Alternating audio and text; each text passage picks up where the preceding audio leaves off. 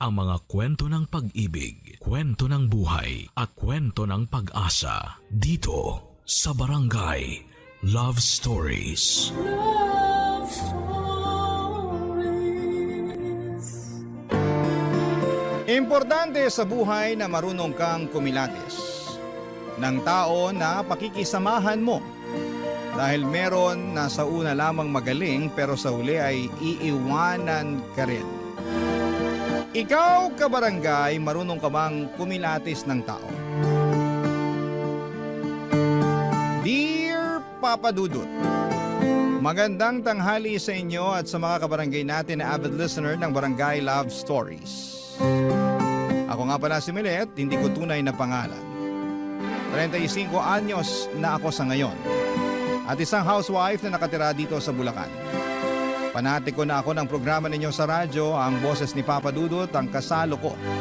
Tuwing tanghalian at wala akong pinapalagpas na episode ninyo sa radyo maano online.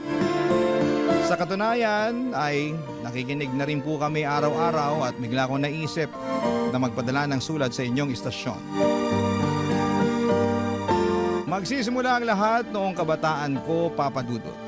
Lumaki ako na binubuhay ng isang single parent. Ang tatay ko na lamang ang kasama namin ang tatlo ko pang nakababatang kapatid.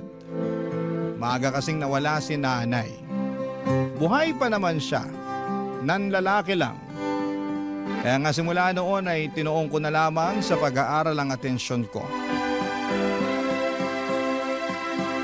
Mapangarapin din po akong klase ng tao, Papa Dudut. At wala akong ibang hangad kundi ang matulungan ang kaisa-isang magulang namin at makabawi sa kanya.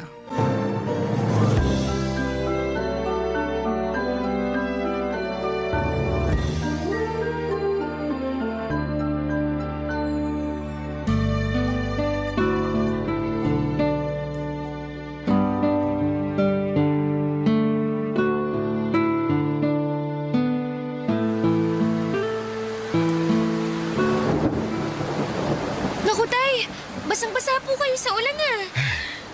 Oo nga eh. Saka ko na lang naalala na wala pala akong dalang payong nung malapit na akong makarating sa pinuntahan ko. Kaya nga nagmadali ako pa uwi pero naabutan pa rin ako ng ulan. Kaya nga po eh. Buti pa, ikukuha ko muna kayo ng tuwalya ah. O sige anak, salamat. Tuwalya. Asan na ba yung tuwalya? Ay, eto, nakita ko na. Samahan ko na rin ng damit. Eto na po ang tuwalya at damit. Magpunas at magpalit na rin kayo, tay. Salamat nak. Pero mamaya na ako magpapalit ng damit. Uupo na muna ako dahil nangangalay na itong mga binti ko. Kalalakad ng mabilis dahil nga uulan na. Kulang na lang, tumakbo ako pero hindi ko naman kaya. Ay, kawawa naman ang tatay ko. Sobra-sobra na yung sakripisyo nyo para sa pamilya natin. Maghapon na kayong nagtitinda tapos naaabutan pa kayo ng ulan. Ay, hayaan mo na. Napaubos ko naman yung paninda natin kakanin bago ako umuwi at abutan ng ulan. Kaya ayos na rin yan. Hindi po ayos yun dahil baka magkasakit kayo. Hindi ako magkakasakit. Malakas yata itong tatay mo. Saka kung pakiramdam ko magkakasakit na ako, uunahan ko na ng pahinga. Huwag ka nga mag-alala sa akin, anak. Kaya ko naman eh. Saka masaya ako na nagsasakripisyo para sa inyong magkakapatid. Hayaan mo, tay. Kapag nakapagtapos ako hinding-hindi ko na po kayo pagtatrabahuhin. Anong ibig mo sabihin? Kasi po, ako na po ang magtatrabaho para sa pamilya natin. Uy, maliliit pa ang mga kapatid mo, Milet. Nag-aaral pa sila. Baka mahirapan ka pag sinolo mo ang pagtatrabaho para sa pamilya natin. Saka hindi pa naman ako ganun katanda. 45 pa lang naman ang tatay mo. Kaya ko pang magtrabaho para tulungan ka. Ang akin lang naman po, baka napapagod na kayo sa pagtatrabaho. Kasi simula nung iniwan tayo ni nanay, kayo na ang tumayong nanay at tatay namin. Oo, totoo na napapagod ako sa trabaho. Pero hindi ako napapagod sa pagiging tatay at nanay sa inyong magkakapatid. Sa katunayan, kayo ng mga kapatid mo ang inspirasyon ko. Kaya ako nagsisikap at nagpapatuloy sa buhay. Oo, malaking kakulangan ang pagkawala ng nanay niyo dahil nawala na rin ako ng katuwang sa pagtataguyod sa inyo. Pero aanhin ko naman ang isang tao na walang ginawang matino at panay pasakit lang sa damdamin ko, di ba? Buti pa, sumama na lang siya sa lalaki niya. Ang mahalaga sa akin, magkakasama tayo. Kaya bilib na bilib po ako sa inyo eh. Ha? Bakit naman? Kasi ang tapang-tapang niyo po. Biruin niyo, kinaya niyo na nga na itaguyod kami tapos kinaya niyo pa na ibigay sa iba si nanay. Siya naman ang may gusto nun dahil hindi siya marunong makontento sa pamilya natin. Saka ilang beses na akong nasaktan sa panluloko niya. Naisip ko na panahon na para palayain ko siya. O edi gumaan-gaan ang damdamin ko nung ginawa ko yon. Para akong nabunutan ng tinik sa lalamunan. Uy, kaya ikaw umilit. Huwag na huwag kang manatili sa isang relasyon kapag kaugali ng nanay mo yung lalaki, ha? Pero sana matinong lalaki ang matagpuan mo balang araw. Yung hindi ka sasaktan o lolokohin. Sa halip, mamahalin ka ng tapat at paninindigan ka.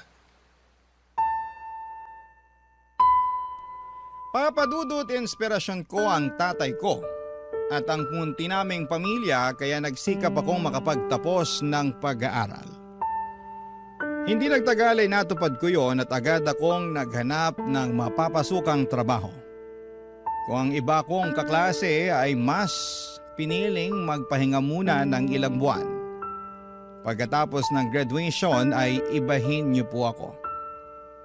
2 buwan bago ako makapagtapos ay nag-job hunting na ako, Papadudot. Hindi nagtagal ay dinala ako ng aking kapalaran sa Maynila kung saan ay nakapasok ako sa isang pribadong kumpanya. Magkahalong kaba at excitement ang namutawi sa akin ng mga panahong yon. Kaba dahil aminado akong limitado pa lamang ang nalalaman ko sa bagong mundo na pinasok ko. At excitement na matuto. Naniniwala kasi ako na hindi lang sa eskwelahan natututo ang isang tao. At sa unang araw ko nga sa trabaho ay nakilala ko si Paulo, Papadudot.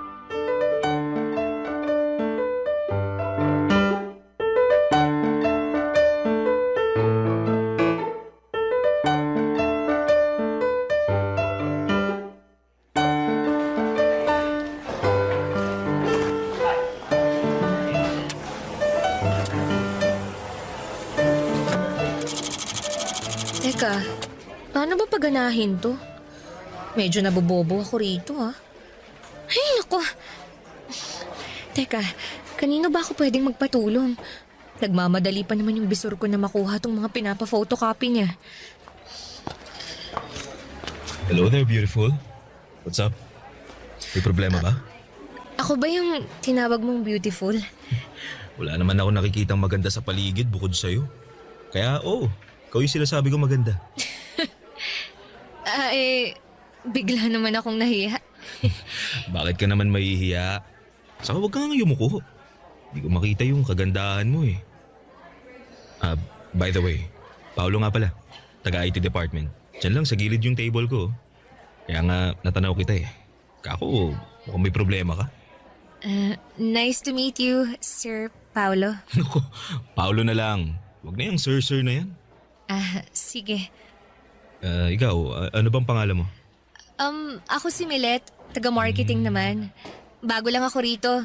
Unang araw ko panghala ngayon eh. At tama ka, dahil namumroblema na ako dito sa photocopy machine na to. Ayun, hindi ko kasi alam kung paano ko to gamitin eh. Sana hindi mo ko husgahan at sabihang taga-ibang planeta ha. Bakit ko naman sasabihin yun eh? Nakakalito naman talagang gamitin yan. Saka unang araw mo pa lang. Normal yun. Makakapag-adjust ka rin. Buti pa, turuan na lang kita kung paano gamitin yan. Okay? Akin na yung ipo-photocopy mo. Ayan. Salamat. Ganito lang gagawin mo. Lagay mo tong papel dito sa feeder. Tapos, check mo muna kung may papel sa tray para sa pagkokopyahan mo. Meron naman. Nilagyan ko na kanina. Okay yan.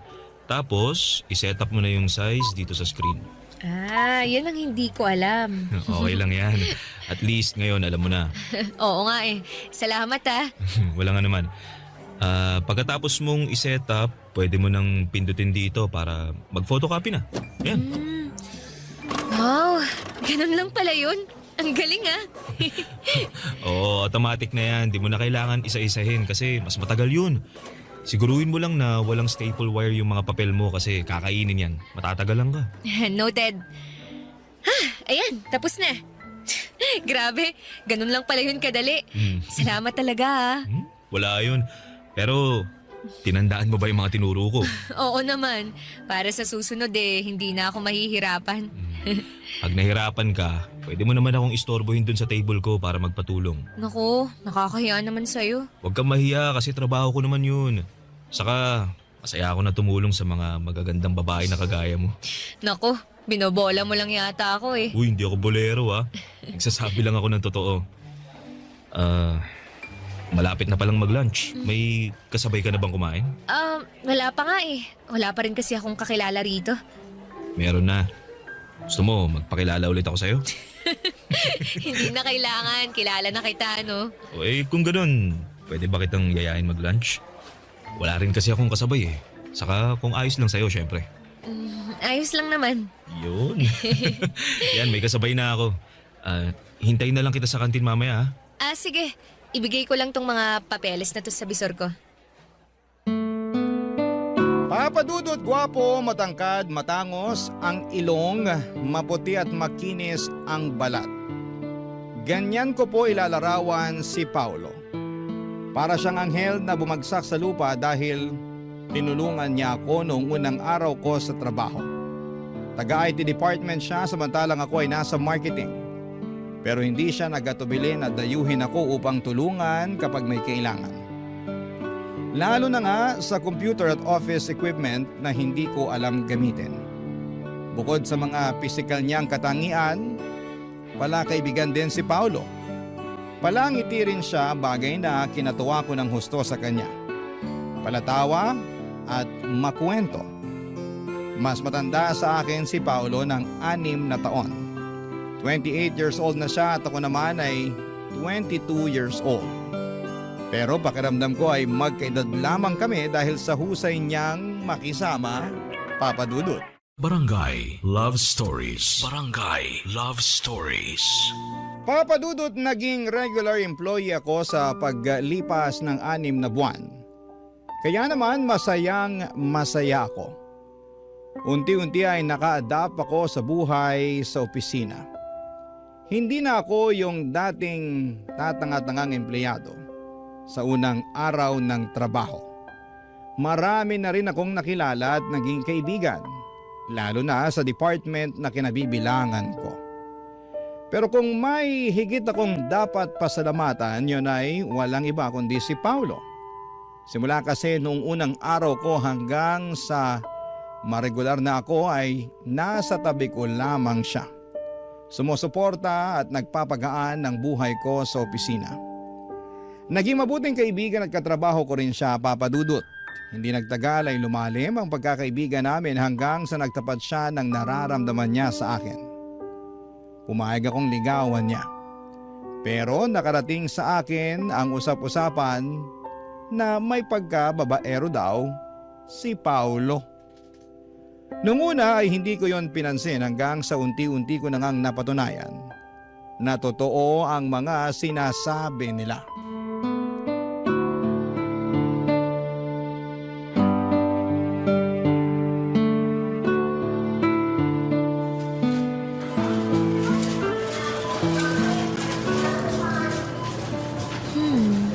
Bili kaya ako nitong sauce na to. Sabi ni tatay, masarap daw to kasi napanood niya sa TV. Sige, bilhin ko na nga. Tapos ano pa nga bang kulang? Teka. Kuha na rin ako ng mga dalata para may stock sa bahay. Sumipa si baby? Sige nga, pahawak nga nun dyan mo, ma. Ayan o, dali. Ano? Nararamdaman mo ba? Oo nga, sumipa nga. Hello, baby. Excited na si daddy na lumabas ka. Ako rin. Paulo? Milet?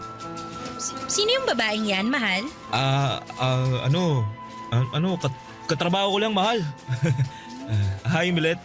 Nag-grocery ka rin pala rito? Oo. Pero ngayon pa lang naman. Narinig ko kasi na mura raw ang mga paninda rito kaya sinubukan ko. Oo, totoo naman. Lagi nga kami dito ni Krista eh. Hindi mo ba ako ipapakilala sa katrabaho mo, mahal? Oo, syempre, ipapakilala kita. Nga pala, Milet, si Krista. Fiancé ni Paolo. Nice to meet you, Milet. Nice to meet you rin. Buti pa, mauna na ako kasi marami pa akong bibilhin eh. Sigurado ka ba? Bakit naman hindi? Ha? Kanina ka pa, Paolo, Nakita mo lang yung katrabaho mo na wala ka na sa wisyo kausap? Ano sinasabi mo? Hindi Hindi raw, pero halatang halata kaya sa'yo. Excuse me lang pero maiwan ko na kayo. Hoy, Milet, ayusin mo lang, ha? Ha? Ano nga ayusin ko? Yung buhay mo. Kung ayaw mo ng gulo, layuan mo si Paolo. Teka nga! Teka, Krista. Wala namang ginagawang masama si Milet, kaya wag mo na siyang awayin, mahal. Buti pa, pumunta na tayo dun sa cashier. Magbayad na tayo ng mga pinamili natin. Ha? Bakit tayo magbabayad hindi pa nga tayo tapos mamili?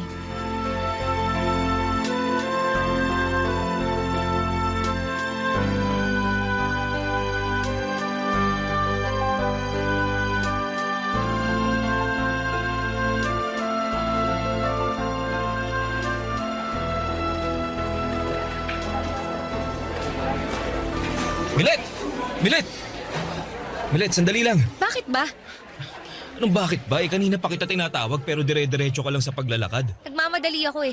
Ano bang kailangan mo? Ay, tungkol dun sa nangyari kagabi. Yung nakita ko lang naman kayo na masayang nag-grocery ng fiancé mong si Krista. May fiancé ka na pala pero gusto mo pa akong ligawan? Uy, ka naman maingay. At bakit hindi? Takot ka bang marinig ng mga tao rito sa opisina natin kung gaano ka kababaero at sinungaling? Para sa kaalaman mo matagal ko nang naririnig na babaero ka, pero hindi ako naniwala ron. And guess what? Mukhang tadhana nang gumawa ng paraan para malaman ko ang totoo. Pasensya ka na kung nagsinungaling ako sa'yo. Wala nang magagawa yung pasensya mo kasi nangyari na. Grabe ka, Paolo. Buntis na yung fiancé mo pero nakuha mo pang lokohin. Ano bang pumasok dyan sa kukote mo? Bakit mo nagawa yun sa kanya? Baka hindi mo lang maintindihan pag kinuwento ko eh. Komplikado kasi yung relasyon namin ni Krista. Alam mo, hindi ko na rin naman gustong alamin dahil wala na akong pakialam. Kaya wag mo na ako ulit lalapitan. Kasi naiinis ako sa'yo. Ayoko pa naman sa tao yung sinungaling at manluloko. Diyan ka na nga!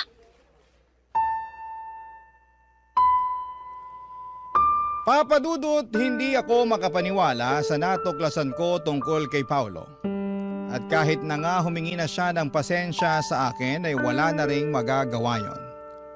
Dahil nasaktan ako ng husto. Nagugustuhan ko pa naman siya noon at nagbabalak ng sagutin pero buti na lamang at nalaman ko ang katotohanan bago pa man mangyari ang bagay na yon. Simula noon ay iniwasan ko na si Paolo lalo na pag nagkikita kami sa opisina. Hanggat maaari ay ayoko siyang tignan sa mga mata. Naiilang kasi ako at nasasaktan. Oo, hindi naman naging kami pero nagsinungaling pa rin siya sa akin. Kaya nga malaki rin ang panghihinayang ko sa aming pagkakaibigan na sinayang lamang ng pagiging maharot niya. Mabilis na lumipas ang isang buwan at akala ko ay hindi ko kayang mag-move on kay Paolo. Lalo at magkatrabaho kami. Pero nakakausad naman ako. Kaya lang bigla na naman niya ulit akong ginulo. Papa Dudut.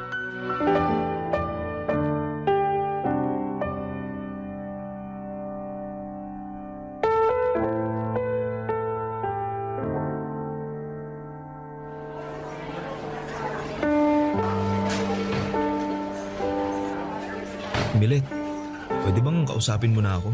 Kinakausap naman kita. Oo nga, pero tungkol lang sa trabaho. Ano pa bang pag-uusapan natin bukod sa trabaho? Wala naman na, di ba? Meron kasing... Kasi Ano? Kasi... Hiwalay na kami ni Krista. Ano?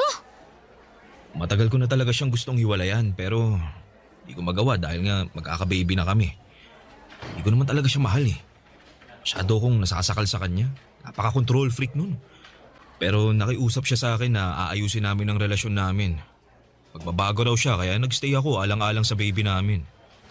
Sinubukan ko naman na maging okay kami pero wala. Wala na talaga akong nararamdaman sa kanya. Hindi yan ang nakita at narinig ko dun sa grocery. Ang sabi mo, excited ka nang lumabas ang baby niyo ni Krista. Tapos bigla mo akong lilinyahan ng ganyan, ha? Tsaka bakit mo ba sinasabi sa akin ang bagay na yan? Wala naman akong pakialam dun. Sinabi ko kasi ikaw ang rason kung bakit ako nakipaghiwalay sa kanya. Ako? Oo. Kasi mahal kita. Nababaliw ka na.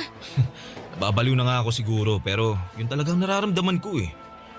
Naging duwag ako na makipaghiwalay kay Krista bago ko pa aminin sa'yo yung nararamdaman ko. Kaya naman nakapagsinungaling ako. Tsaka inaamin ko yun kaya nga humihingi ako ng tawad sa'yo. Wala rin namang magagawa yung paghingi mo ng tawad dahil nasaktan mo na ako. Tapos ngayon, ang lakas pa talaga ng loob mo na sabihin sa akin na mahal mo ko kung kailan nakaka-move on na ako sa'yo. Lalo mo lang akong sinasaktan sa ginagawa mo eh. Milet, pasensya ka na talaga. Hindi ko sinasadya pero hindi ko rin naman kayang pigilan yung nararamdaman ko. Mahal kita. At gusto ko sanang humingi ng isa pang pagkakataon sa'yo. At sa tingin mo, ibibigay ko pa yun sa'yo? Oo. Kasi naniniwala ako na may nararamdaman ka pa rin para sa akin. Meron nga. Pero puro na lang galit at inis. Patawad talaga, Milet. Naging padalos-dalos ako. Kaya nga napag-isip-isip ko na itama yung mga pagkakamali ko. Hiniwalayan mo si Krista para ayusin yung sa atin? Iyon ba yung sinasabi mong tinama mo ang pagkakamali mo? Oo. Paano yung magiging anak nyo? Ha? Ano? Huwag mong sabihin na nakalimutan mo na yung magiging anak nyo. Hindi. Pero nag-usap na kami ni Krista na pananagutan ko pa rin yung bata. Susustentuhan ko pa rin dahil ako pa rin naman yung tatay niya eh. Hindi ko naman tatakasan yung anak namin. Gusto ko lang talagang maging malaya kay Krista at sa relasyon namin. Dahil pag hindi ko ginawa yun baka masiraan na ako ng ulo.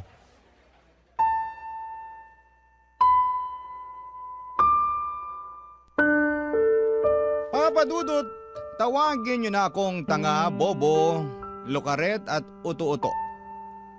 Pero wala na akong pakialam pa. Kahit na anong gawin kong pagmamatigas ng puso, ay naapektuhan pa rin ako sa hiwalayan ni na Paulo at Krista. Kaya hindi ko na napigilan na i-comfort siya. Doon ko napatunayan na may pakialam pa rin ako kay Paulo. At hindi pa rin pala nawala ang pagmamahal ko sa kanya. Mahal ko pa rin siya kahit na nagsinungaling siya sa akin. At dahil sa mga nangyari sa kanila ng ex niya ay naging malapit muli kami sa isa't isa. Hindi ko na pinakinggan ang mga sinasabi ng ibang tao. Basta, ang focus ko ng mga panahong yon ay si Paulo. Wala na rin namang masama sa pagiging close namin dahil single naman kaming pareho. Hindi nga nagtagal ay niligawan ako ni Paulo at nagpaligaw naman ako. Barangay Love Stories. Barangay Love Stories. Papa Dudut, naging masugid si Paulo sa panliligaw sa akin kaya nga hindi ko na pinatagal yon. Dahil makalipas ang isang buwan ay sinagot ko na siya. Sobrang saya namin lalo na ako dahil siya ang first boyfriend ko. Ewan. Ang lakas ng karisma ni Paulo at kahit na nung iwas ko ay hindi ko siya mahindian at malayuan. Naisip ko na baka sign na rin yon ng universe na magka-boyfriend na ako dahil masyado akong focus sa pag-aaral nung estudyante pa lamang ako. Up to the point na kinalimutan ko nang lumandi. Kaya nga pinagbigyan ko na ang sarili ko na maging masaya sa relasyon namin ni Paulo. Lalo na at pinakita at pinaramdam niya sa akin kung gaano niya ako kamahal. Ang isang bagay lang na hindi ko gusto ay yung ilang beses niya akong pinilit na may mangyari sa amin. Lalo na at natatakot pa akong mabuntis at hindi pa ako handa. Hanggang sa napapayag rin niya ako dahil sa matatamis niyang salita at pagsasabi na kahit na anong mangyari ay pananagutan niya ako.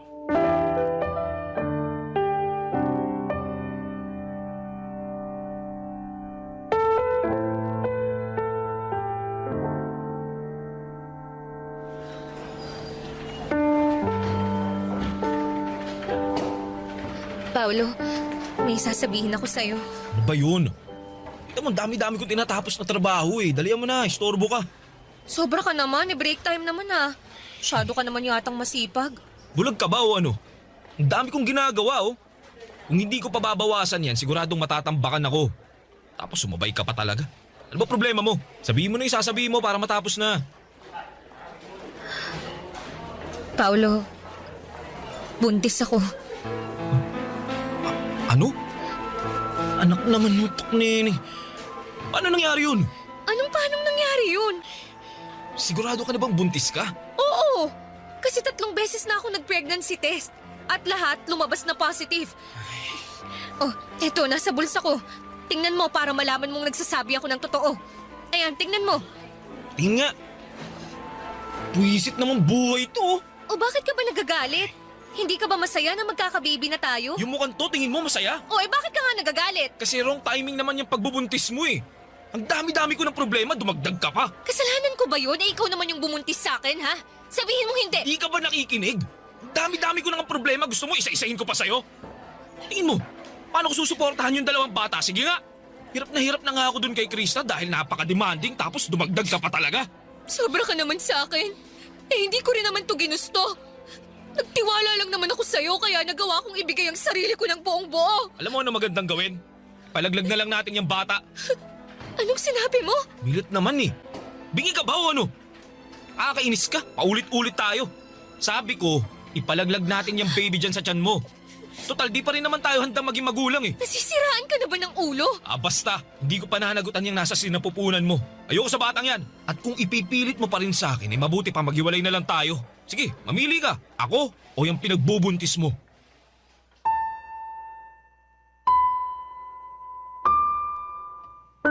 Papadudot, nangyari na nga po ang kinakatakutan kong mangyari nang hindi tanggapin ni Paolo ang magiging anak namin. Para po akong binuhusan ng malamig na tubig na may isang katutak na yelo kaya nagising ako bigla sa katotohanan. Na nagsinungaling na naman sa akin ang nobyo ko.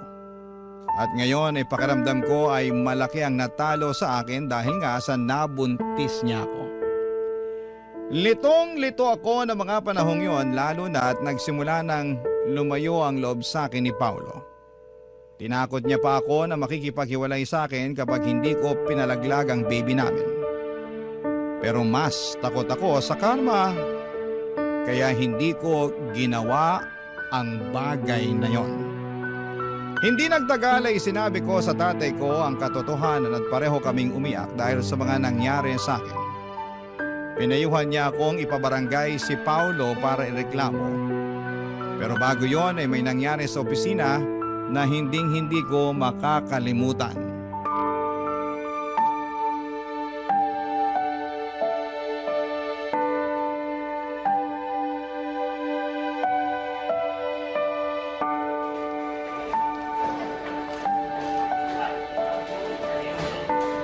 Krista, anong ginagawa mo rito sa opisina namin? Ikaw talagang pinunta ko rito dahil nang gigigil ako sa'yo, malandi ka! Ano ba sa tingin mong ginagawa mo? Ano pa? E di tinuturuan ng leksyon ng mga katulad mong higad! Ahas! Ano bang kasalanan ko sa'yo, ha? Malaki! Dahil inagaw mo lang naman sa akin si Paolo! Wala akong inaagaw sa'yo. Hiwalay na kayo ni Paolo, di ba? Oo! At dahil yun sa'yo, nung nalaman ko yun, wala akong ibang naisip kundi ang saktan ka! At wala akong paki kung mapatay pa kita!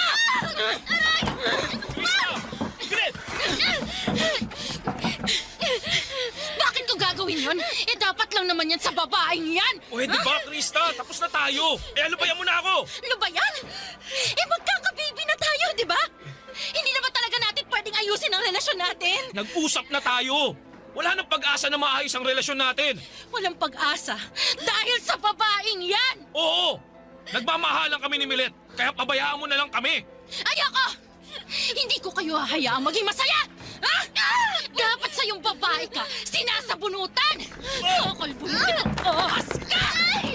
Iwan mo ako, Krista! Napakawalang yama! Ikaw ang walang hiya! Malandi! Mga ayaw! Hindi ako malandi! At wala akong inagaw sa'yo! Ano ba, tumigil na nga kayo? Pinagtitingin na tayo ng ibang tao. Nakakaya kayo. Krista, tama na sabi! Bitiwan mo si Bilit! Bitiwan mo na! Wisit naman! Aray! Paolo, ano ba? Itiwan mo nga ako! Doon ka nga! Bilit! Bilit, ayos ka lang? Huwag mo akong hawakan! Bilit naman, bakit mo ako sinampal? Kulang pa nga yan! Dahil kasalanan mo ang lahat ng to! Paano ko naging kasalanan si Krista ang nanggugulo? Kasalanan mo!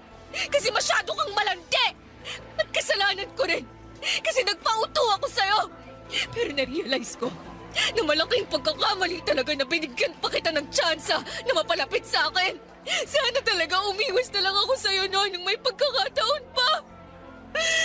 Tapos ngayon, sinaktan pa ako ni Krista. Hindi ko kayo mapapatawad! Kayong dalawa! O bakit? Ano ka? Akala mo, hindi ako pinalaki ng tatay ko na duwag mo! Pwes, dyan ka nagkakamali! Walang iya ka! Ano to? Dugo? Bagay pala sa'yong may dugo sa nguso! Halika! Kulang pa yan at dadagdagan ko pa! Bilit, ano ba? Tumigil ka na! Ikaw ang tumigil! Simula sa araw na to, huwag ka nang lalapit sa akin! Kayong dalawa! Hindi ko nahahayaang kuluhin niyo pa ang buhay ko! Magsama kayong dalawa! Mga baliw! Mga baliw!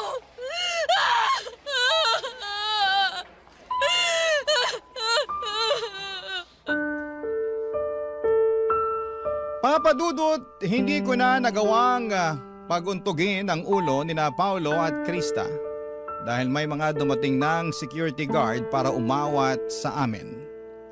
Agad na dinala sa ospital ang dalawa para matahi ang mga nguso nila. Ewan, sana talagang tinuluyan ko nang paputukin pati ang mga ulo nila. Ayos lang naman ako noong mga panahong yon, pati na rin ang baby sa sinapupunan ko. Tapos nung sumunod na araw ay pinagharap-harap kami sa HR department dahil sa kaguluhang ginawa namin. Kapwa kami na mimohan ni Paulo, samantalang pinablatter naman nila si Krista. Pero na-stress talaga ako ng husto sa nangyari kaya nag-decide na lamang ako na mag-resign sa trabaho.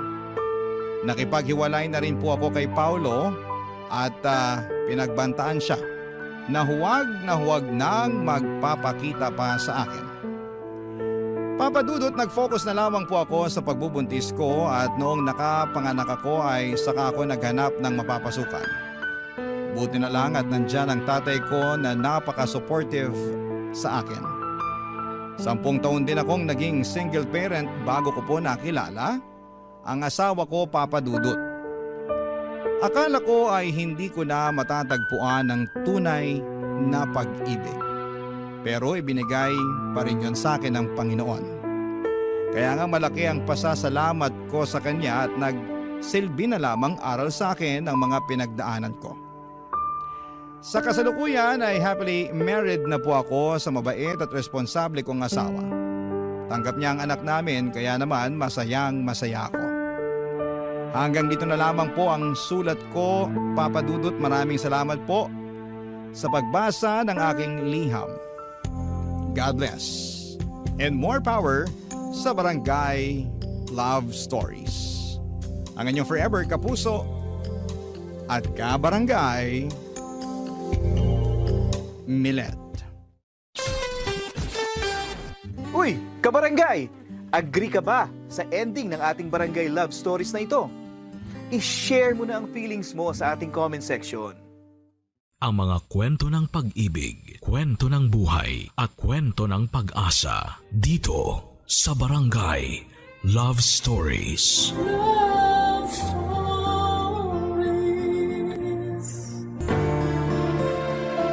Importante ang pagkakaunawaan sa isang tahanan upang magkasundo-sundo ang bawat miyembro ng ating pamilya. Sapagkat wala namang magandang maidudulot ang pagiging mapagmataas. Ikaw, kabarangay, maunawain ka bang klase ng tao? Dear Papa Dudut, Karamihan sa atin ay takot sa katapusan dahil ayaw nating magsimula muli. Ngunit minsan ang bagong simula ay nangangahulugan na mas pinili mong magpatuloy sa buhay at iwan ang kasawian at kalugmukan na dala ng kahapon. Pwede rin upang makawala sa mga bagay na palagi mo nang ginagawa. May ahalin tulad ito sa pagsikat ng araw kinabukasan pagkatapos nitong lumubog tuwing gabi. Ang bagong simula ay may hatid na pag-asa para sa akin dahil ganon ko tingnan ang buhay. Bago ko po ipagpatuloy ang pagbabahagi ng aking kwento ay gusto ko munang kunin ang pagkakataon na ito para magpasalamat sa programa ninyong Barangay Love Stories. Ito kasi ang naging libangan ko na kinagiliwan ko ng husto. Iniyakan, kinainisan at kinapulutan ng aral at inspirasyon. Kasama ko sa pakikinig nito ang mother-in-law ko na bedridden. Isang araw ay sinabihan niya ako na magpadala ng istorya sa inyong istasyon upang mabasa ninyo, Papa Dudut. At hindi na nga ako nagpatumpik-tumpik pa kaya agad ako nagpadala ng liham sa inyong email address na nakita ko po online. Ako nga pala si Giselle, 40 years old at taga Manila. Maaga akong naulila sa mga magulang noong pareho silang namatay sa isang aksidente. Bali lolo at lola ko na lamang po sa mother side ang nagpalaki sa akin. Taga Baguio City kami at doon din ako pinanganak at nakapagtapos ng pag-aaral. Mabait naman ang lolo at lola ko. Ibinigay nila sa akin ang pagmamahal ng isang magulang. Kaya naman masasabi ko na hindi rin ako lumaking nakukulangan sa pagkalinga. Bagaman wala rin akong kapatid ay nandyan naman ang mga pinsan ko na tinuring akong parabang tunay nilang kapatid. Kaso noong nagsilakihan na kami ay nagkahiwa-hiwalay na rin kami ng landas. Ang iba sa kanila ay nagtrabaho sa Maynila, Cebu at Davao at meron din nag-abroad at sa kasalukuyan ay doon na naninirahan. Pagkatapos mamatay ng lolo at lola ko ay nag-decide akong lumipat na sa Maynila matapos akong makahanap ng permanenteng trabaho dito. At doon na rin dumating sa buhay ko si Wendell, Papa Dudut.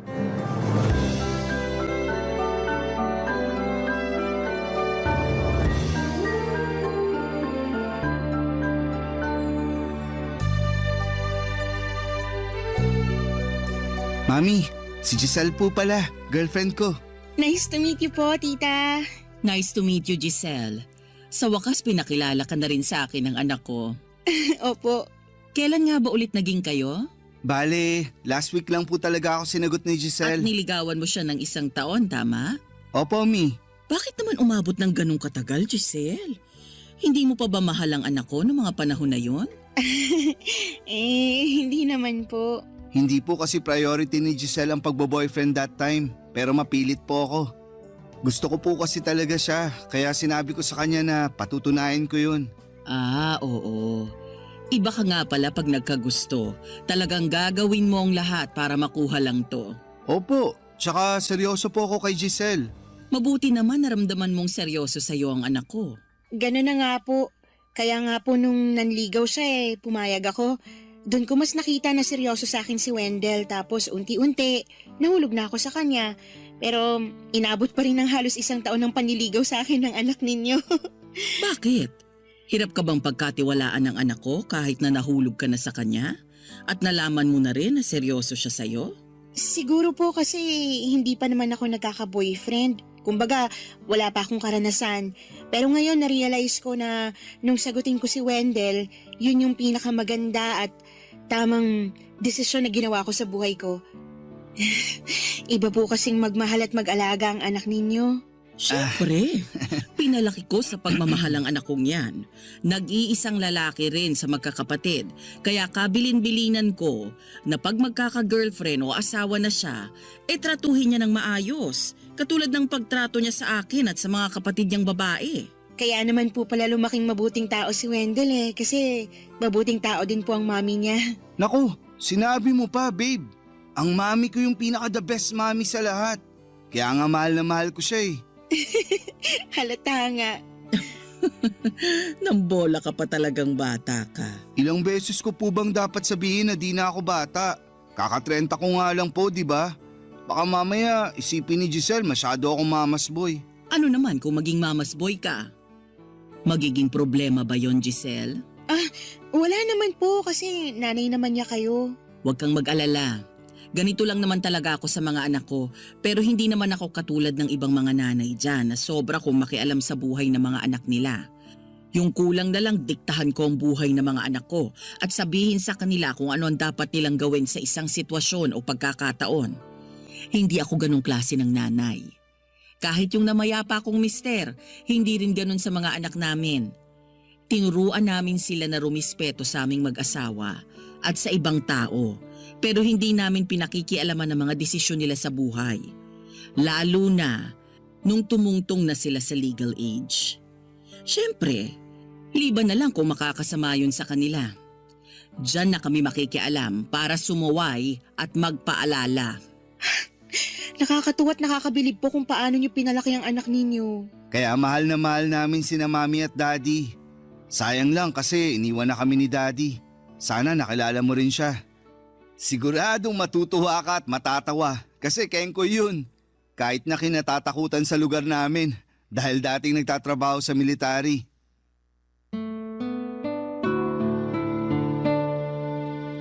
Papa Dudut, pinakilala sa akin ang katrabaho ko si Wendell nang minsan akong sumama sa birthday party niya na ginanap sa isang hotel.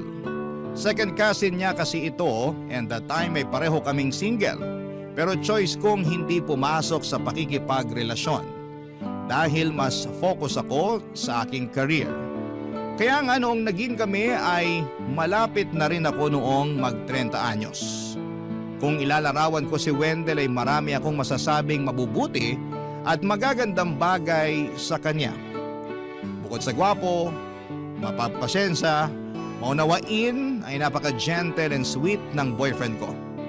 1 taon din niya ako niligawan at masasabi ko na sobrang tiyaga niya at hindi siya napagod sa akin. Doon ko napatunayan kung gaano siya kaseryoso sa intensyon niya sa akin at pagmamahal. Hindi po nagtagal ay pinakilala niya ako sa mami niya. Hindi kasama ang mami ni Wendell sa naturang birthday party kung saan kami nagkakilala dahil nasa out of town trip sila ng kanyang asawa. Kung ilalarawan ko ito ay masasabi ko na may pagka-istrikta at matapang ang boses nito. Pero mabait din naman. Pinaramdam niya sa akin. Nasuportado niya ang relasyon namin ni Wendell kaya naging panatag na ako sa kanya. Noong napuntis ako ay tumira muna kami sa bahay nila pansamantala kaya doon ko lalong nakilala ang nanay ng kasintahan ko.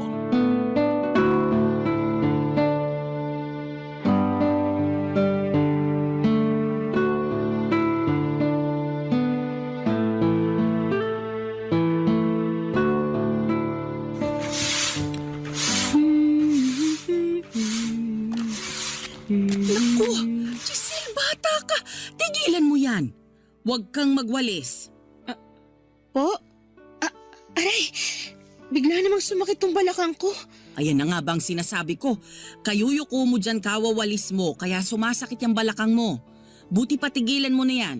Saka maupo tayo dun sa bangko. Dali. Sige po. Halika rito.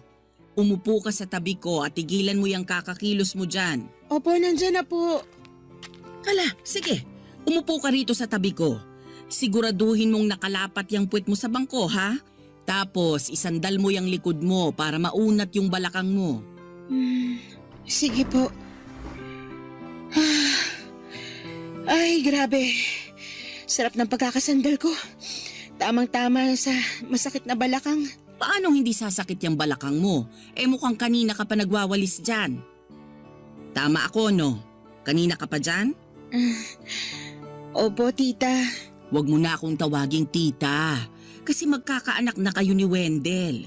Simula ngayon, mami na ang itawag mo sa akin. Nagkakaintindihan ba tayo? Sige po, mami. Bakit para yatang naiilang ka na naman dyan? Ayaw mo ba akong tawaging mami? Naku, hindi po. I mean, gustong gusto ko po pero naninibago lang po ako kasi ngayon lang po ako may tinawag na mami. Wala rin po kasi akong kinagis ng magulang dahil maaga silang kinuha sa akin. Oo nga pala. Pero kahit wala kang nakagisnang magulang, napalaki ka naman ng maayos ng lolo at lola mo. Hindi ka suwail kagaya ng ibang kabataan dyan na may nanay at tatay nga. Pero napakabastos ng bibig at wala ring modo. Hindi nyo rin naman po pinalaking bastos at walang modo si Wendell, kaya alam ko na katulad nila lolo at lola na nagpalaki sa akin ng maayos, ganun din po ang ginawa ninyo sa anak ninyo. Halata naman kasi lagi kayong binibida sa akin ni Wendell at lalo ko napatunayan na totoo yung mga sinasabi niya sa akin kasi unti-unti ko po kayo nakikilala simula nung tumira kami rito sa inyo. Hindi pa po ako nakakapagpasalamat pero salamat po talaga kasi pumayag kayong magstay ako rito lalo ngayong buntis ako sa anak namin ni Wendell. Bakit ko naman kayo ipagtatabuyan? Gusto ko nga nandito ka para katulad mo, mas makilala pa kita ng husto. Sa totoo lang, may mga nakwento na rin si Wendell tungkol sa'yo. Pero iba pa rin kapag personal kitang nakilala, hindi ba? At ngayon pa nga lang, napatunayan ko na kung gaano katigas yung ulo mo. Po? Ano pong ginawa ko? Nakuha mo pa talagang magtanong. Hindi ba katigasan ng ulo yung pagwawalis mo sa bakuran? Tingnan mo, sumakit patuloy yung balakang mo. Buntis ka pa naman. Bawal na po ba magwalis ang buntis? Hindi, pero hanggat maaari, iwasan mong magpakapagod. Unang apo ko pa naman yung dinadala mo. Natatakot ako na baka may mangyaring masama sa inyong mag-ina. Kaya dapat makinig ka sa akin. Sa bagay, tama po kayo. Pasensya na po, Mi. Wala yun. Basta hindi na mauulit. Opo, tatandaan ko po yan. Salamat. Ay, alam mo, tinanggap kita sa pamilya at pamamahay namin kasi nakita kong mahal na mahal ka ng anak ko. Matagal na rin simula nung huli niyang naramdaman yan sa isang babae pagkatapos siyang iwan nung huli niyang nakarelasyon. Katulad mo, tinanggap ko rin ng maayos yung babaeng yun. Pero sinaktan lang niya ang anak ko. Kaya nga ayoko na maulit yun sa pagkakataong ito. Pero huwag kang mag-alala. Kasi nakikita ko at nararamdaman ko namang ibang-iba ka sa babaeng yon.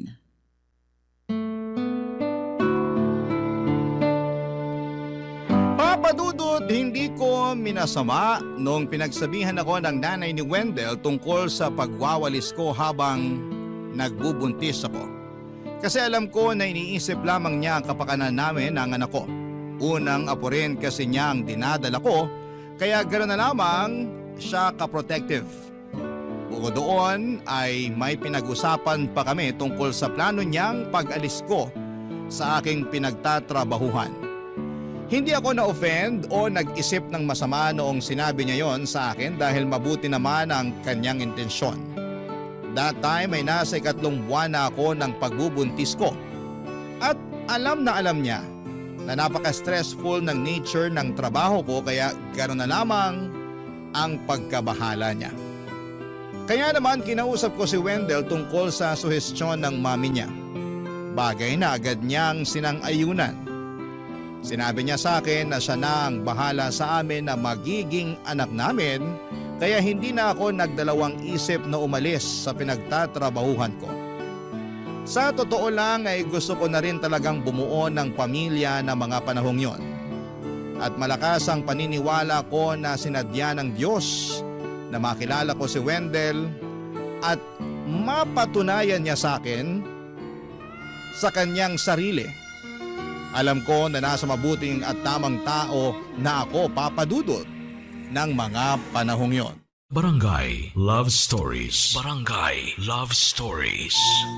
Papa Dudut, bago naging kami ni Wendell, ay may nauna na siyang nakarelasyong babae at naka-live-in for 2 years.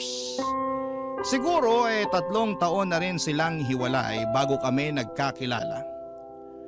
Wala naman silang naging anak at si Wendell ang nakipaghiwalay dito matapos nitong mag-cheat. Kaya gano'n na lamang ka-protective ang nanay niya sa kanya dahil nakita nito kung paano nasaktan ng husto ang kanyang anak. Base naman sa pagkukwento ng kanyang mami ay pinakisamahan nito ng maayos ang ex-girlfriend ni Wendell kaya hindi ito makapaniwala noong nagawa pa rin itong lokohin at saktan ang kanyang anak. Kahit ako na magulang ay magiging mapanuri at maingat na rin sa mga susunod na makakarelasyon ng anak ko. Dahil ayoko na ulit mangyari ang bagay na yon. Doon ko mas naintindihan kung bakit ganon siya ka-strikta nung unang beses niya akong makilala. Kung bakit matanong siya noon ay naninigurado lamang siya bilang magulang. Kaya nga noong nakilala ko na siya ng husto ay mas gumaan at pumanatag na ang kalooban ko sa kanya. Hindi nagtagal ay pinanganak ko na ang panganay namin ni Wendell at ang mami niya ang nag-alaga sa akin simula pa lamang noong nasa ospital ako hanggang sa makauwi sa bahay nila. Kahit na wala akong nanay, ramdam ko na anak rin ang turing niya sa akin. Bigla ko tuloy na-miss ang alaga ng lola ko na namayapa na ng mga panahong yon. 2 taon din na inalagaan ng mami ni Wendell ang baby namin bago po kami nag-decide ng kinakasama ko na bumukod na. Suportado naman kami ng nanay niya pero hindi maikakailan na malungkot ito nang nangyari ang pag-alis namin. Hindi nagtagal ay nagpakasal kami ni Wendell sa huwes upang opisyal nang maging mag-asawa, Papa Dudut.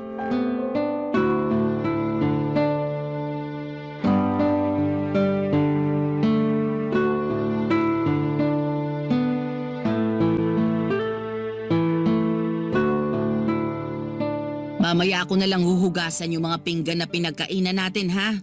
Magpapahinga muna ako kasi kakakain lang natin. Naku, Mi, wag na po. Ako na po maghuhugas ng mga pinagkainan natin. Anong ikaw? Ako na. Pero mamaya ng konti. Baka kasi sumakit ang tiyan ko pag tumayo ako agad.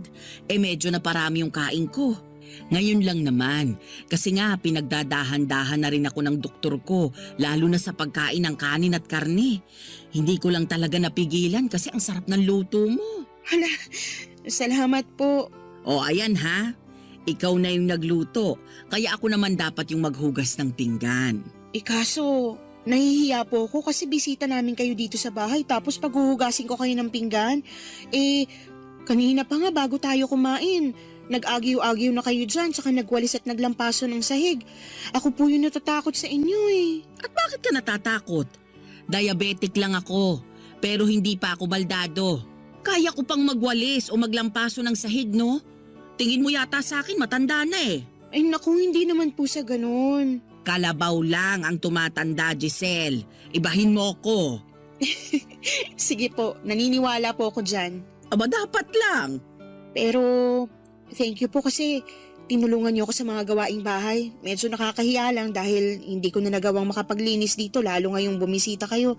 Kadalasan nagagawa ko na lang po yan kapag tulog na yung baby ko. Alam ko naman yun. Kasi mahirap nga namang mag-alaga ng bata. Siyempre, ilang anak na rin ang dumaan sa akin. Kaya huwag ka nang mahiya dyan. Lalo na sa edad na yan, naku, kailangan hindi talaga mawalay sa tabi mo o hindi maaalis sa mga mata mo kasi siguradong nakakakaba ng dibdib. Ay sinabi niyo pa po.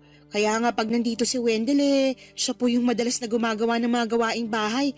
Tinutulungan ko na lang siya kapag kaya ko naman. Tama rin naman na magtulungan kayong mag-asawa sa mga gawaing bahay. Pero kung pwede naman na ipagpabukas, wag na nating piliting tapusin ng isang araw.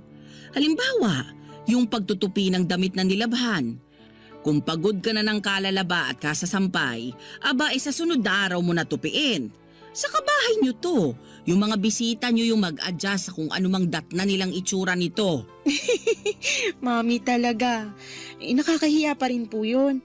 Kaya nga po hanggat maaari, wala akong pinapapuntang kaibigan at dating katrabaho rito sa bahay namin kasi ang gulo-gulo, ang kalat-kalat.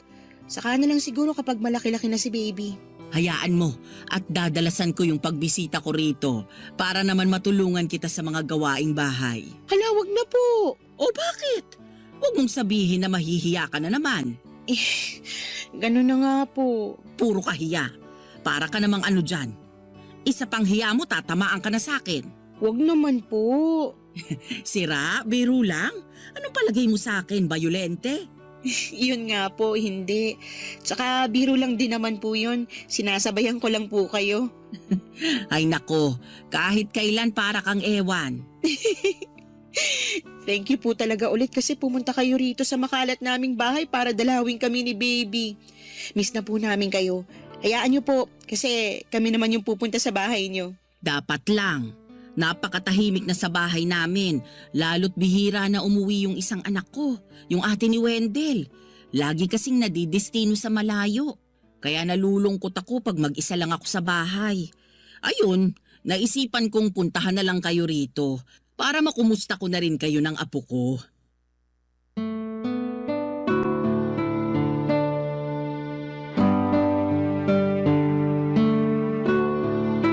Papadudod, sobrang thankful ako sa pagkakaroon ng mabuti at maalalahaning mother-in-law. Lagi kasi siyang present sa buhay ng apo niya at tinutulungan niya rin kami kahit na hindi na kami nakatira sa kanila. Sobrang na-appreciate ko ang pagbisita niya sa akin para maglinis ng bahay namin at ipagluto ako dahil alam nga niya ang hirap ng isang ina.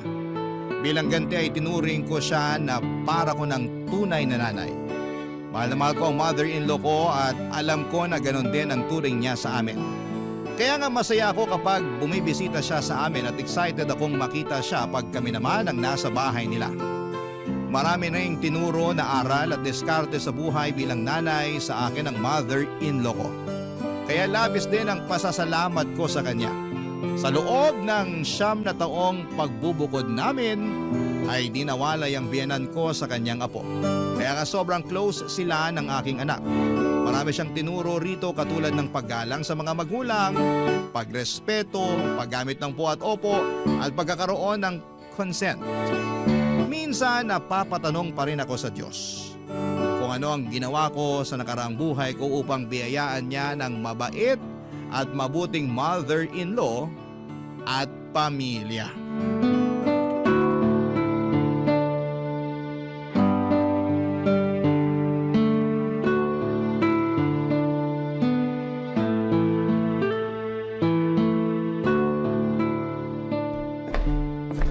Babe, ano yung sinusulat mo? Recipe ng plano kong i-bake na low-carb cake para kay Mami. Ano yung low carb? Yun bang pwede sa mga diabetic pero in moderation pa rin? Alam ko kasi na gustong-gusto niya ng makakain ng cake eh. 'Di ba? Paborito niya yon. Oo, naaalala ko nung mga bata pa kami. Palagi siyang bumibili ng cake kahit walang okasyon. Doon ko nga natutunan yung konsepto na pwede ka naman palang bumili ng cake kahit di mo birthday. Pero syempre, dapat may pambili ka pa rin. Kaya nga nung na-diagnose siya na may diabetes, bumagsak talaga yung katawan niya ng husto. Lalo't di na niya nakakain ng madalas yung paborito niyang pagkain. Kaya nga gagawa ako, pero hindi ko rin naman dadamihan yung paggamit ng artificial sugar para safe pa rin sa kanya. Tsaka para na rin sa atin. Naisip ko, panahon na para magsimula tayong kumain ng healthy, lalo na nasa lahi niyo yung pagiging diabetic. Oo, pero naniniwala ako na malaking factor pa rin sa mga nagkakaroon nito yung lifestyle nila. Kaya suportado mo ako dyan sa plano mong pag-healthy living natin. Excited na tuloy akong simulang gawin to kahit na medyo challenging kasi kakaiba yung paraan ng pagbibake nito sa typical na kinasanayan natin eh. Pero kaya ko to. Naniniwala ako na kaya ko to. Ikaw pa ba? Sa ating dalawa kung anong ginusto mo kakayanin mo talagang gawin. Kaya nga bilib na bilib ako sa asawa ko. Pakis nga. Sus ng bola ka pa talaga. Ang sabihin mo, gusto mo lang kumis. Bawal ba? Sinabi ko ba? Sige, kiss na. Ayan, sige. Kahit kailan talaga para kang bata. Daig mo pa yung anak natin. Sa inyong dalawa, mas malambing ka talaga. Oo naman. Kahit na umabot na tayo ng ilang taon na nagsasama bilang mag-asawa hindi nawala yung pagmamahal ko sa iyo at sa anak natin. Pati na rin yung dedikasyon ko na maitaguyod at mabigyan ng maayos na buhay yung pamilya natin. Oo, di man ako perpekto kasi may pinag-aawayan pa rin tayo pero lagi mong tandaan na mas malaga kayo ng anak natin kesa sa mga away natin. Oo naman. Alam ko naman yun kaya nga thankful ako kasi ginagawa mo yung best mo para sa amin ng anak natin. Tingnan mo nga, di mo na ako pinagtrabaho. Sitting pretty na lang ako dito sa bahay natin lalo ngayong malaki na yung anak natin at hindi na masyadong alagain. Salamat sa pagpuprovide mo sa amin ng anak mo. Salamat din sa pagiging mabuting housewife at daughter-in-law sa mami ko. Na-realize ko na sobrang swerte niya sa'yo. Lalo ngayon na plano mo pa siyang gawan niyang low-carb na cake. Naku, Ako nga ang maswerte kasi siya ang naging mother-in-law ko. Sa dami ba naman ng mga horror stories tungkol sa mga biyenan super blessed talaga ako kasi napakabait at napakamaalalahanin ng mami mo. Kaya nga mahal na mahal ko siya na para bang tunay ko ng nanay. Ang totoo, dahil sa kanya, naramdaman ko ulit na magkaroon ng magulang. Simula kasi nung mamatay sina lolo at lola kinain ako ng matinding kalungkutan at takot na rin na hindi ko alam kung saan nanggagaling. Kaya siguro mas tinatagan kong loob ko at sinabi ko sa sarili ko na kakayanin kong mabuhay na mag-isa. Kaya rin matagal bago kita sinagot sa panliligaw mo. Pero ngayon na may mabuting asawa na ako sa katauhan mo at may mabait na mother-in-law, na-realize ko na pamilya at makakasama pala yung kailangan ko.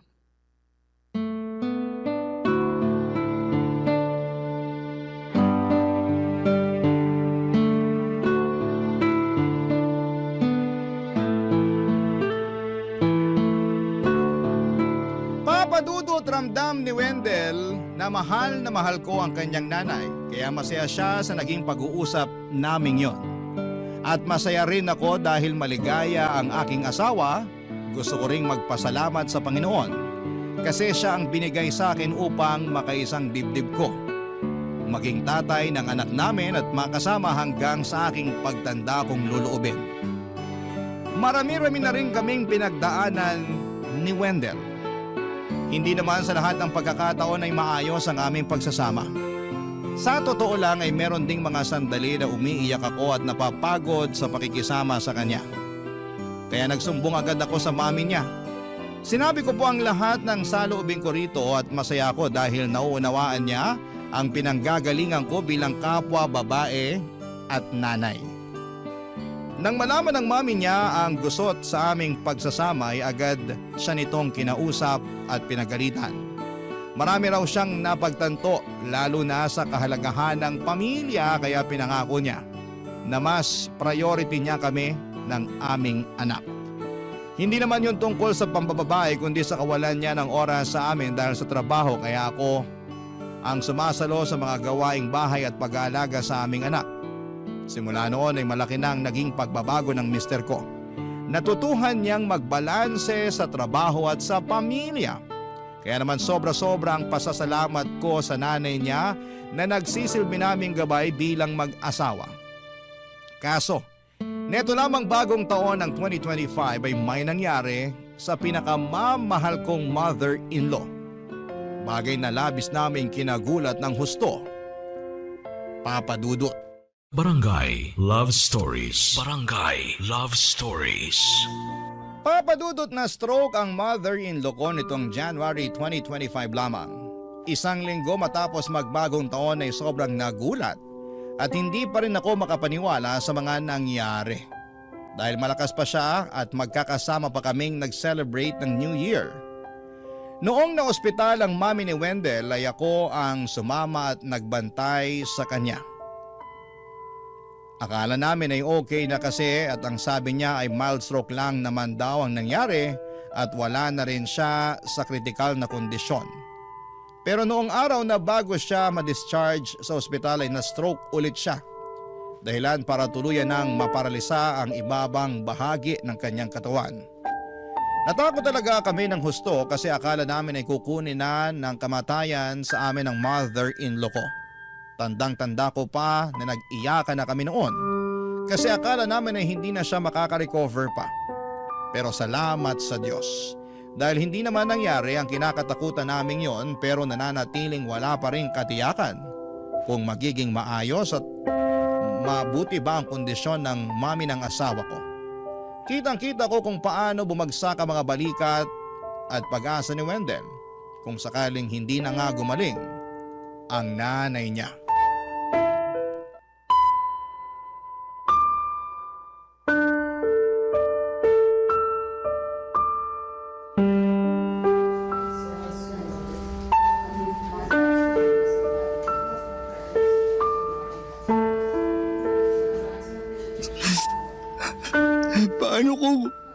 Paano kung hindi na makarecover si Mami? Paano kung kunin na talaga siya sa atin ng Diyos? Parang hindi ko matatanggap yun, babe. Naniniwala ako na hindi pa bibitiw si Mommy, babe. Di ba, nung binisita natin siya kanina lang bago tayo pumunta rito sa chapel, gising na siya. At nakikipaglaro na sa anak natin kahit paano.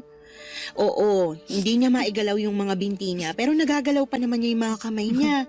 At kahit na nanghihina, pinipilit pa rin niyang magsalita. Ayun na nga. Mas lalo lang ako nasasaktan kasi nagkakagano na si Mami. Hindi ko talaga matanggap na sa dinami-rami ng tao sa mundo, lalo na yung mga masasama, sa kanya pa nangyari yun. Bakit siya pa yung na-stroke, di ba? Tridor kasi talaga yung sakit na yan. At may edad na rin naman si Mommy. Pero kagaya nga nung sinabi ko, hindi pa siya bibitaw kasi ayaw pa nun na iwan tayo. Gusto niya pang makita na gumraduate sa high school at makapag-college ang anak natin, di ba? Oo. Lagi niya sinasabi na gusto niyang pumasok sa Air Force yung anak natin. Kasi pangarap yun ng tatay namin bago siya napasok sa Army. Pero syempre, kung ano pa rin ang gusto yung kurso ng anak natin, yun yung masusunod. Nakikita ko naman na gustong sundin ng anak natin yung pangarap ng lolo niya. Halata naman kasi na napakahilig sa mga eroplano. Kaya nga eh. Kaya sana hindi pa mawala sa atin si Mami. Malakas ang mommy mo. Sigurado akong lalaban siya. Babe, lalabanan niya yung sakit niya. Sana nga kasi hindi pa ako nakaka-recover sa pagkawala sa amin ni Daddy noon. Kahit na ilang taon na rin yung nakalipas. Ikaw ba, babe? Paano ka naka-recover sa pagkawala ng parents mo? Baby pa kasi ako nung nangyari yun, kaya masasabi ko na wala akong masyadong attachment sa kanila. Hindi katulad nila lolo at lola na tinuring kong para ko ng mga magulang kasi sila naman talaga yung nagpalaki sa akin eh. Pero aminado ako na namimiss ko pa rin naman yung mga magulang ko. Marami akong tanong at sana nung kabataan ko. Mga tanong katulad ng bakit sa kanila pa nangyari yung aksidenteng yun? Bakit hindi na lang sa ibang mga masasama? Bakit kailangan ko pang maulila ng maaga? Sana hindi nawala ng ganun kaaga sina mama at papa para meron pa rin akong mga magulang hanggang ngayon. Tingin ko kahit sinong mamatayan ng magulang hindi na makaka-recover sa sakit at lungkot na kasama nito. Ganon kasi naramdaman ko nung nawala sa akin sina lolo at lola. At kahit na ilang taon na rin yung lumipas, lagi ko pa rin silang naaalala. Pero wala marupok ang buhay kaya importante na samantalahin natin yung bawat pagkakataon na kasama natin ang isa't isa. Yun nga yung importanteng bagay na pinaintindi sa akin ni Mami. Lalo nung nawalan ako ng oras sa inyo ng anak natin dahil inuna ko yung trabaho. Alam ko naman na hindi masama yung ginawa ko pero di ko pa rin nabalanse. Akala ko masisira na yung pamilya natin. Sa totoo lang, natakot ako ng husto. Buti na lang to the rescue si Mami kaya mas nalinawan ako sa mga pagkukulang ko sa inyo. Kaya nga sana magpagaling siya kasi babawi pa ako sa kanya bilang pasasalamat sa pagsalba sa pamilya natin. Oo naman. Gagaling si Mommy. Lalakas siya at makaka-recover. Salamat, babe. Walang anuman. Ay, buti pa magdasal tayo para bumilis ang paggaling at pagbuti ng kalagayan niya. Papadudot, hindi nagtagal ay sinabi ko kay Wendell na willing akong mag-move on sa bahay or mag-move in sa bahay ng mami niya upang matutukan ang pag-aalaga rito sakaling makalabas na. Hindi yun inaasahan ng mister ko pero alam ko na noong mga panahong sinabi ko kay Wendell ang gusto kong gawin namin para sa nanay niya ay handa akong tanggapin ang responsibilidad na maaatang sa aking balikat. Lalo na kami na lamang talaga ang pwedeng gumawa noon dahil ang ibang kapatid ni Wendell ay nagtatrabaho na sa malayo. Kaya nga noong napagkasunduan na naming lilipat kami sa bahay ng mother-in-law ko upang masamahan siya at maalagaan, pag-uwi niya doon ay sinimulan na namin ang paghahakot ng aming gamit. Kahit po na nakakatakot na at nakakapagod ang bagong simula, ay masaya naman ako at nagagalak ang aking puso dahil sa desisyon kong yon. Alam ko na sobrang thankful din sa amin ang biyenan ko kasi hindi namin siya pinabayaan. Mahal na mahal namin siya at sangayon na ang buo kong pamilya na alagaan siya hanggang gumaling siya. Hindi po nagtagal ay nakalabas na rin sa ospital ang mother-in-law ko at nagsimula na rin siyang mag-therapy sa bahay. Ako ang nag-aalaga at nag-a-assist sa kanya dahil nasa bahay lang din naman ako madalas. Kaya lalo kaming naging close at isa nga sa mga naging bonding namin ang pakikinig ng programa ninyong Barangay Love Stories, Papa Dudut.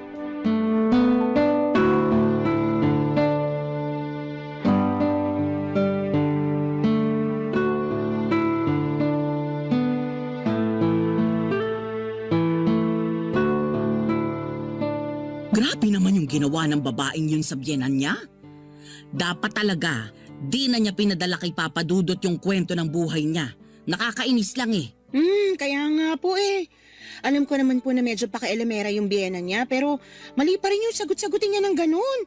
Tawag doon, respeto pa rin. Kasi mas matanda pa rin naman sa kanya yung tao. Pero minsan, marami rin talagang mga biyenan na akala mo alam nila ang lahat sa mundong ibabaw. Katulad na lang nung biyenan niyang letter sender na pinakinggan nating kwento sa radyo. Kaya ayun, nasagot-sagot tuloy siya ng manugang niya. Pero mali pa rin talaga. Tingin ko po pareho silang may mali kasi hindi nila piniling magpakumbaba sa isa't isa. Oo, yun nga yung eksaktong tawag doon. Dapat naman kasi, kahit matanda ka na at ikaw yung biyenan, nakikinig ka pa rin sa manugang mo.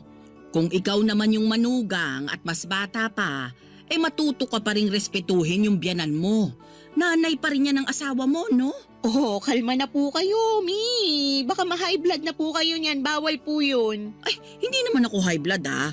Inis lang akong kaunti, pero hindi naman yung aabot doon. Ay nako, alam ko na kung kanino ako inis. Di lang dun sa letter sender, kundi pati na rin sa biyenan niya. Ang sarap nilang pag-untugin pareho. Grabe naman po yung pag-untugin. Oo, kasi ibabang bahagi lang naman ng katawan ko yung paralisado. Pero ayos naman itong mga braso at kamay ko. Kakasabi ko lang na kumalma po kayo, diba? Kalmado nga ako, Giselle. O sige, wag na lang po natin pag-usapan yung napakinggan natin sa radyo kasi problema na nila yon. Tayo maayos naman po yung turingan natin sa isa't isa, diba? Ay oo naman. Ang totoo, hindi pa ako nagpapasalamat sa'yo kasi pumayag kang lumipat dito sa bahay ko para tumira at alagaan ako. Doon pa lang sa ginawa mong yun, napakalaking bagay na. Bakit ko naman po di gagawin yun? Nanay kayo ni Wendell, lola kayo ng anak namin at para ko na rin kayong tunay na ina. Tsaka, mahal na mahal po namin kayo. Ayos lang ba talaga sa'yo na lumipat dito sa bahay para alagaan ako? Minsan kasi, hindi ako madaling alagaan, di ba? May pagkapasaway din kahit matanda na. Totoo naman po yung sa pagiging pasaway ninyo. Ay, grabe ka sa akin ha?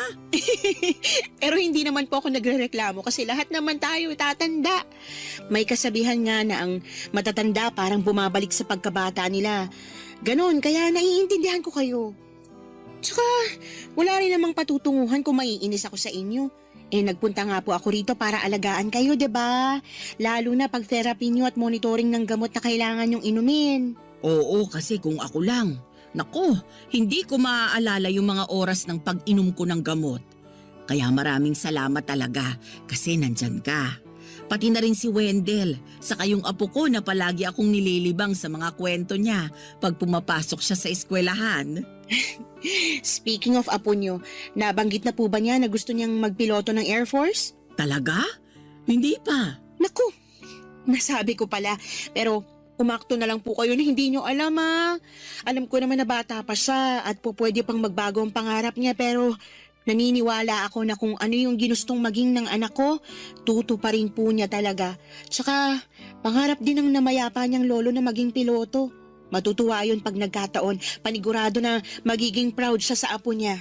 Tanging hiling ko lang, maabutan ko pa na maging ganap na piloto ang apo ko. Oo naman po. Naniniwala ako na bibigyan pa kayo ng Diyos ng mahabang buhay kasi yun ang gabi-gabi naming pinagdarasal ng pamilya ko. Papa Dudut, sobrang naging emosyonal kami ni Mami sa pag-uusap namin yon. Lalo na nandun pa rin yung takot na baka anumang sandali ay agawin na siya ng kamatayan sa amin. Pero malakas pa rin ang pag-asa at paniniwala namin na pagagalingin siya ng Panginoong Diyos. Na makakasama pa namin siya ng mahabang panahon at aktwal niya pang makikita ang katuparan ng pangarap ng anak namin. Sa totoo lang ay wala na kaming ibang mahihiling kundi ang kaligtasan ng pamilya namin at tuluyang paggaling ng mother-in-law ko. Mahal na mahal ko ang biyenan ko at nakahanda akong samahan siya, alagaan at asikasuhin sa abot ng aking makakaya. At ni minsan ay hindi ako nagsisisi at napapagod na gawin ang bagay na yon sa kanya. Kaya nga muli ay gusto kong magpasalamat sa inyong programa sakaling mapili po ninyong i-area ang storya ng buhay namin. Gusto ko na rin pong kunin ang pagkakataon na ito upang magpasalamat sa napakabait at napakabuti kong mother-in-law. Hanggang dito na lamang po ang sulat ko, Papa Dudut. Sana po'y kinapulutan po ito ng aral at inspirasyon ng mga kabarangay natin. God bless po sa Barangay Love Stories and more power sa inyong istasyon. Ang inyong forever, kapuso at kabarangay, Giselle. Kwentuhan naman tayo dito sa comment section.